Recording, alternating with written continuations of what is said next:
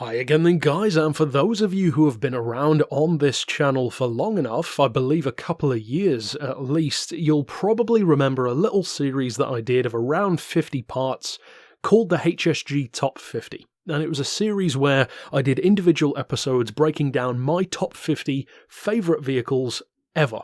Cars and motorbikes mixed in there as well, both road and racing. This time, we're up in the ante. I've decided for 2020 to do my top 100 favourite vehicles ever, including any kind of car, any kind of bike. It can include production vehicles, concepts, race cars, one-offs, whatever the case may be. It is a purely personal list. However, unlike the top 50, I don't want them all to be individual, because put frankly, it would just be way too long of a series. It would be almost a third of a year. So, what I've decided to do instead of that is to make it actually a much more reasonable 5-part series. Part 1 is this introduction, which will explain to those who are new to the concept how the series is going to work, and also to recap for those who watched the top 50.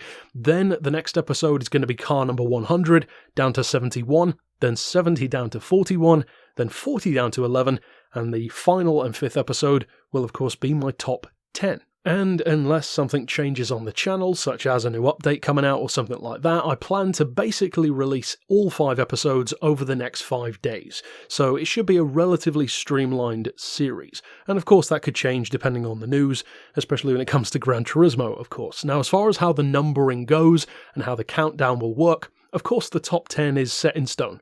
That's the way it's going to be until I change my mind drastically on one or more of the vehicles. But as far as the rest of them, especially once you get up around 70, 80, 90, of course those are going to be a little bit murkier. So what I'm going to do, as far as the top, say 40 to 100 vehicles, well, those ones are going to be fairly fluid. I'm not necessarily even going to put them into a set order. But once I get above 40, that's probably when it's going to get a little bit more set in stone. So in other words, the last 2 episodes will be much more accurate to where I would literally place those cars and bikes in terms of being my favourites. And I'm sure for pretty much all of you as well, if you were to make a list of your 100 favourite vehicles, which I encourage you to do in the comments if you want to take it that far, you could just do a top 10, you could do top 20, whatever the case may be.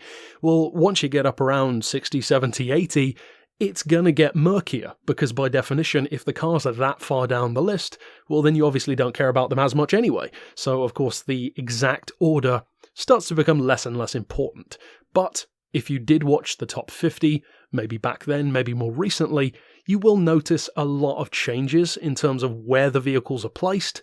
Some of the ones which I wished were higher last time, other ones which are completely new, and even when it comes to the final 10, there are, I can guarantee, going to be a couple of cars in there which you're not expecting. So overall, that's it for the introduction. Of course, look forward to cars number 100 down to 71, in other words, the first 30 vehicles dropping tomorrow, and until then, I'll see you next time. But for now, as always, thanks for watching.